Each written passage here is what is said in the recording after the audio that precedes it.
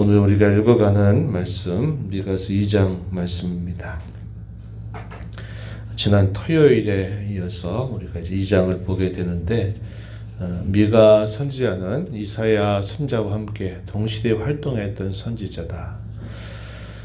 선지자는 두 사람이어도 결국 전하는 메시지는 동일한 메시지를 전달하고 있다. 그 이유는 한 분 하나님께서 말씀하시기 때문이다 하는 사실을 말씀을 드렸습니다. 비록 길지 않은 정도의 내용을 예언을 하고 있지만 이 전체적인 그런 예언의 말씀이 당시 북이스라엘 나라의 패망의 망조가 들고 그리고 또 그러고 나서 시간이 많이 지나지 않아서 유다 나라도 역시 북이스라엘의 그런 망조를 따라가게 되는 그런 모습들을 내다보면서 한편으로는 하나님께서 그 백성들을 징계하셔서 정화하실 것에 대하여 그리고 또 한편으로는 그들을 회복하여 새롭게 하실 것에 관하여 예언해 주는 그런 말씀이 됩니다. 사회가 그렇게 이제 혼란스럽고 어두워지게 되면 거짓된 선지자들이 많이 일어납니다. 그리고 참말을 하는 선지자들은 배격을 당하고 거짓된 말, 즉 그 백성들이 혹은 그 백성의 지도자들이 듣기 좋아하는 말을 하는 그런 선지자들은 대단히 환대를 받게 되는 일이 늘 있게 된다 하는 것을 우리가 살펴볼 수 있습니다. 오늘 우리가 읽어가는 이 2장의 내용에서 1절부터 5절 내용을 살펴보면 가난한 자들에 대하여 압제하고 강탈하는 그 당시의 사회적인 죄악에 대하여서 하나님께서 책망하시는 말씀이 주어지게 되고요. 지도자들에 의해서 거짓된 설교가 선동되는 그런 일들이 있게 될 것을 이야기하고 있습니다. 그리고 우리가 읽는 2장 12절로부터 길게 5장까지 주어지는 내용은 한편으로는 심판, 또 한편으로는 구원의 메시지가 계속 반복적으로 전달되는 것을 우리가 확인하게 됩니다. 1장의 내용에서 당시의 북쪽 이스라엘 나라 사마리아의 죄악, 그리고 그것을 따라가고 있는 유다 예루살렘의 죄악, 그것은 가장 근원적으로는 하나님이 아닌 우상을 숭배하는 그런 일이 가장 큰 죄로 지목이 됐습니다. 오늘 우리가 읽는 2장 앞부분에서 말하고 있는 내용들은 당시의 사회적인 범죄에 대하여 고발하는 내용이 나오는데 당시에 권력을 가지고 있는 사람들, 지도자들이 자신들의 권력을 악용하고 남용하고 오용하여서 당시의 민초들을 괴롭히고 또 일반 백성들의 산업을 빼앗는 그런 일들이 많이 있었다는 사실들이 고발되고 있습니다. 한번 살펴보실까요? 1절 말씀으로 한번 가서 보시기 바랍니다. 그들이 침상에서 죄를 꾀하며 악을 꾸미고 날이 밝으면 그 손에 힘이 있으므로 그것을 행하는 자. 힘이 있어서 그것을 행하는 자.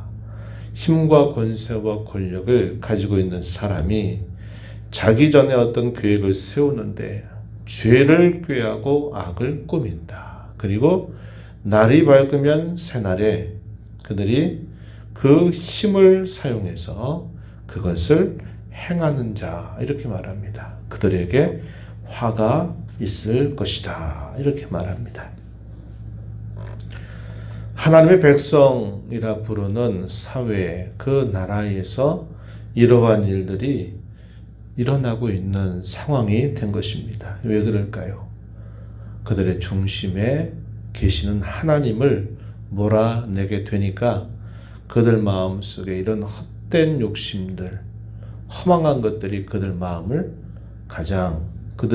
채우게 되는 일들이 따라오게 되는 겁니다. 사람의 마음속에 무엇이 채워지느냐에 따라서 그 사람의 생각이 바뀌고 그 사람의 말이 바뀌고 그 사람의 행실이 바뀌게 되어 있다 하는 것입니다. 하나님께서는 일찍이 이스라엘 백성들에게 땅을 분배하실 때 그 땅의 진정한 주인은 하나님이심을 분명히 말씀해 주셨어요.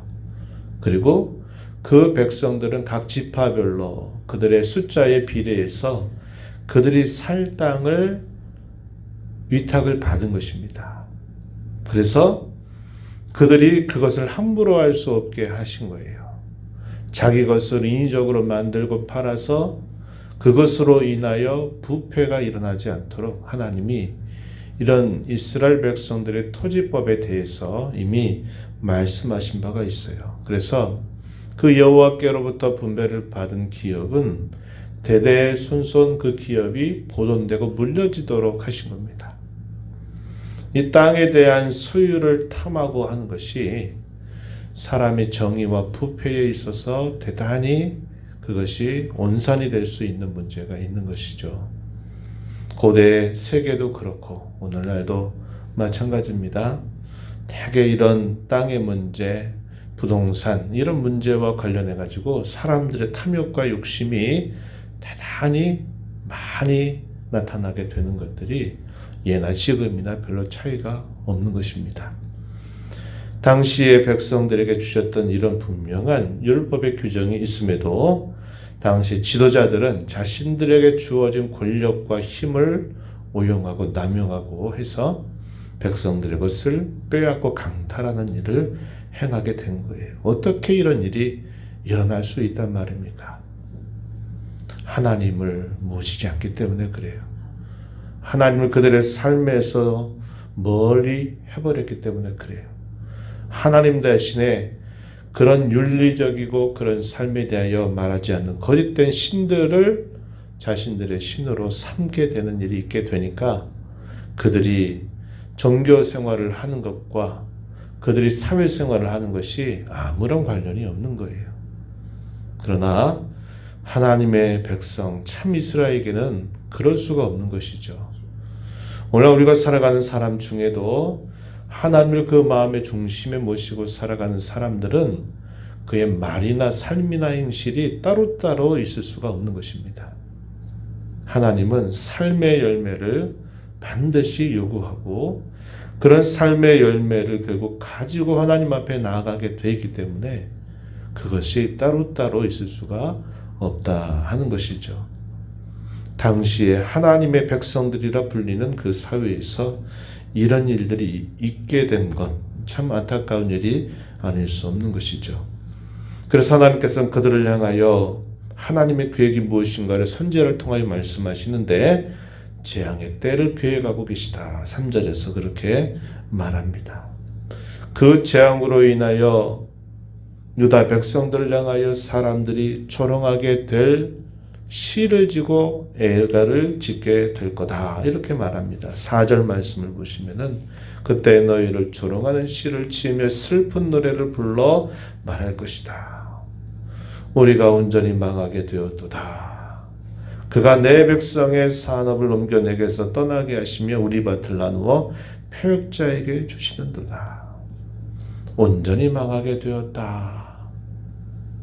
그리고 하나님께서 그들의 산업을 옮겨서 떠나게 하시고 패역자의 것을 나눠주신다 하는 그런 조롱 섞인 그런 애가 또 그런 조롱의 말들을 하게 될 것이다. 이렇게 말합니다. 이러한 노래는 우리가 예레미야 선지자를 통해서 보게 되면 이런 내용들이 많이 소개되고 있는 것을 보게 되고 예레미야 예가의 모습을 말씀을 통해서 보면 이런 일들이 실제적으로 일어나게 되었다는 것을 우리가 확인할 수 있게 되죠. 오늘날 우리는 이런 말씀을 통해서 이 세상 가운데 존재하는 교회, 세상 속에 살아가는 우리 성도들의 모습을 두고 믿지 않는 사람들이 조롱하게 된다면 그게 도대체 무엇 때문인가 하는 것을 우리는 생각해 봐야만 하는 겁니다. 믿음으로 잘 살고 있는데 그것이 박해나 시련이나 고난이라면 그것은 복된 일이 되겠죠. 그러나 잘못 살고 잘못되이 행하는 일로 인하여 세상 사람들에게 교회가 조롱거리가 되거나 믿지 않는 사람들에게 성도들이 욕을 먹게 되는 이 일들이 죄로 인해서 그렇게 된 것이라면 얼마나 안타까운 일이 되는가 하는 생각을 해보게 되는 것입니다. 교회는 세상 가운데서 소금으로 빛으로 존재해야만 된다라고 주께서 우리에게 말씀해 주셨어요. 우리가 세상 가운데 살면서도 역시 이러한 모습을 드러내며 살아야 될 것을 주께서 우리에게 말씀하고 계신 것입니다. 이런 일들이 닥치지 않도록 늘 우리 자신을 잘 살피는 자세가 대단히 필요하다 하는 것입니다. 참말을 하는 선지자들은 박해를 당하고 거짓된 말을 하는 사람들은 백성들이 자기들의 선지자로 삼는 일이 따라오게 됩니다. 11절 말씀 한번 보시죠. 사람이 만일 허망하게 행하며 거짓말로 이르기를 내가 포도주와 독주에 대하여 내게 예언하리라 할 것 같으면 그 사람이 이 백성의 선지자가 되리로다. 옳은 말을 통해서 그들에게 찌르는 말을 하는 그런 선지자들은 미움을 받고 박해를 당해도 그 백성들에게 듣기 좋은 말을 하는 사람들은 곧 선지자로 역임을 받는 그런 모습이 나타나고 있다 하는 것입니다. 사회가 혼란하고 어지러울수록 하나님의 말씀에 집중하고 그 말씀을 바르게 전하는 이들의 말을 귀를 기울이는 것이 대단히 중요하다 하는 것을 우리가 배우게 되죠. 12절 이하로부터 남은 자들에 대한 하나님의 구원의 약속이 주어집니다. 남은 자가 어떤 자들인가요? 세상이 아무리 흉흉하고 세상이 아무리 흔들리고 세상이 아무리 요동하고 사람들이 다 그런 일들에 함께 동요된다 할지라도 여전히 하나님을 그 마음에 모시고 살아가는 사람, 그래서 때로 고난도 당하고 어려움을 당해도 신실하게 그 하나님을 붙들고 살아가는 사람, 그런 사람들을 이 구약의 예언자들은 뭐라고 말하느냐? 남은 자들이다 이렇게 말합니다. 남은 자들, 신실하게 끝까지 주님을 모시고 살아가는 사람들, 세상의 풍파나 이런저런 일들을 누리지 않는 사람들, 이런 사람들을 남은 자라 이렇게 말합니다. 이들에 대한 하나님의 돌봄은 계속된다 하는 사실들을 말씀해 주고 있어요. 12절 말씀 한번 잠시 보시면 이렇게 말합니다. 야곱아, 내가 반드시 너희 무리를 다 모으며 내가 반드시 이스라엘의 남은 자를 모으고 그들을 한 처소에 두기를 보스라의 양떼같이 초장의 양떼같이 할 것이다. 그 결과 사람들이 크게 떠들 것이다. 이건 나쁜 일로 떠드는 게 아니에요. 모이던 사람이 왁자지껄하듯이 서로 말하고 하는 것을 말하는 겁니다. 길을 여는 자는 그들 앞에 올라가고 그들은 길을 열어 성문에 이르러서는 그리로 나갈 것이고 그들의 왕이 앞서가며 여호와께서는 선두로 가시리라 이렇게 말합니다. 이런 하나님의 구원에 대한 이 약속이 결국 하나님께서 이 일들을 반드시 이루실 것이다 하는 사실들을 이런 말씀들을 통해서 강조하고 있다 하는 것입니다. 우리 이제 2022년의 마지막 한 주간을 보내게 됩니다. 토요일까지가 딱 31일이고 새해 첫날이 곧 주일입니다. 한 주의 시작이 되면서 주일을 맞게 돼요. 한 주간 동안 여러 가지 많이 분주한 일들이 있을 수 있겠지만 한 주간 동안 한번 한 해를 돌아보는 시간들을 더 많이 가져보시기 바랍니다. 말씀의 안내를 통해서 한 해의 삶을 정돈하기를 바랍니다. 그래서 내가 한 해를 어떻게 살아왔는지, 내가 주위에 사는 사람들에게 어떤 영향력을 끼쳤는지, 내가 주님 믿는 것 때문에 다른 사람이 나를 주님 믿는다고 여기고 있는데 다른 사람들이 나를 통해서 우리 주님이 높임을 받았는지, 아니면 주님이 혹여나 나 때문에 또 욕을 얻게 되지는 않았는지 한 것들을 한번 잘 돌아보면서 저와 여러분 이 세상 가운데 빛과 소금으로 존재하고 살아가야 될 사람이고, 우리가 이루는 교회가 또한 세상 가운데 그러한 교회가 되도록 우리가 다시 새롭게 해야만 합니다. 그래서 기도하고 점검하고 나아가게 되기를 바라고, 하나님을 자기의 소유로 삼고 하나님으로 만족하게 되면 헛된 욕심이나 헛된 것들이 우리 마음을 차지하지 않게 돼요. 우리의 중심에 우리 하나님을 다시 중심에 모셔드리고 우리의 삶을 새롭게 하는 이 하루 복된 한 주간이 되기를 진심으로 바랍니다. 하나님 아버지 감사합니다. 이 새벽 시간에도 저희들을 깨워주셔서 오늘도 새날을 허락하신 하나님 앞에 저희의 걸음을 인도하시고, 오늘도 말씀하심이 앞서가시는 주의 교훈을 저희가 다시 듣게 하신 것을 감사드립니다. 하나님 아버지, 하나님을 그들의 마음의 중심에 모시지 않고 우상의 마음을 빼앗기게 되면 온갖 탐욕과 헛된 욕심들이 그 마음을 차지하게 돼서 그들의 삶이 망가지고 다른 사람을 결국 더 어렵게 만든 일들이 있게 됨을 저희가 살펴봅니다.